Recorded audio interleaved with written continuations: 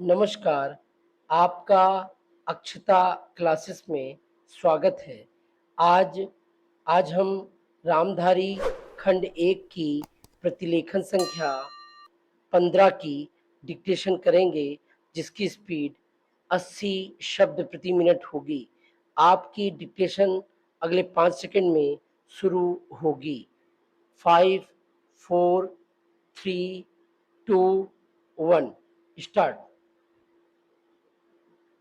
अध्यक्ष जी, किसी भी देश की विदेश नीति अपने में कोई स्वतंत्र नीति नहीं होती है, वरन वह किसी देश की आंतरिक नीति को स्पष्ट करती है।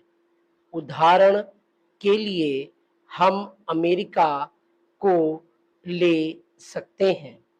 उसने अपने यहाँ अधिक अन्न पैदा किया, और जब उसके पास अनाज फालतू बच गया, तब वह अपने बकाया अनाज की बिक्री के लिए ऐसे देशों की तलाश करने लगा जो उधार पर माल ले सकते हों।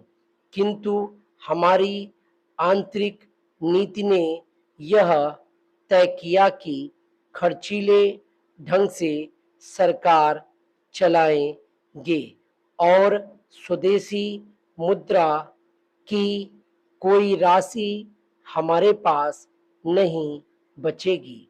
हमने कर भी लगा दिए और मुद्रा प्रसार भी कर दिया।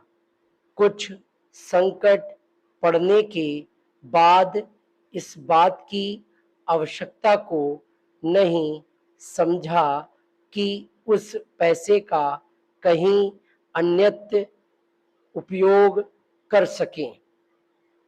श्रीमान, मुझे माननीय प्रधानमंत्री जी के इस कथन पर दुख होता है कि दुनिया के अमीर और गरीब देशों का अंतर लगातार बढ़ता जा रहा है। मैं उनसे यह पूछना चाहती हूँ कि भारत की विदेश नीति ने उस अंतर को घटाने की क्या कोशिश की है? क्या भारत सरकार ने कभी दुनिया की पंचायत में यह कहने की हिम्मत की है कि बालिग मताधिकार के आधार पर यूएनओ का चुनाव होकर एक संसद बनाई जाए? और क्या आप में यह देखने की हिम्मत है कि फौज के हिसाब से कर लगाकर एक विकास का खाता खोल दिया जाए?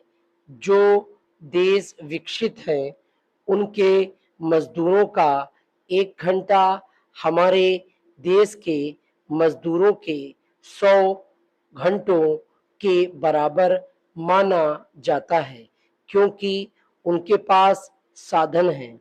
इसीलिए यह अंतर और भी बढ़ता चला जा रहा है। किसी देश के अंदर आंतरिक नीति में अमीरी और गरीबी का अंतर बढ़ता चला जा रहा हो, और वह दुनिया के देशों में विद्यमान अमीरी और गरीबी के इस अभिशाप को समाप्त करेगा, यह समझ में आने वाली बात नहीं है। अब मैं आपका ध्यान एक और बात की ओर दिलाना चाहती हूँ। पूर्वी जर्मनी को मान्यता देते हमें परेशानी होती है, इसलिए कि शायद पश्चिमी जर्मनी को बुरा लगे, लेकिन पश्चिमी जर्मनी ने तो अपनी रक्षा का भार दूसरों पर छोड़ दिया है।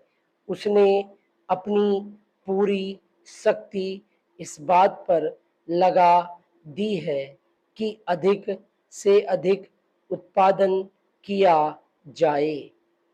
आपने जो समय दिया उसके लिए मैं आभार प्रदर्शन करता हूँ और आपका धन्यवाद करता हूँ। डिक्टेशन कंप्लीट हो गई है। Thank you.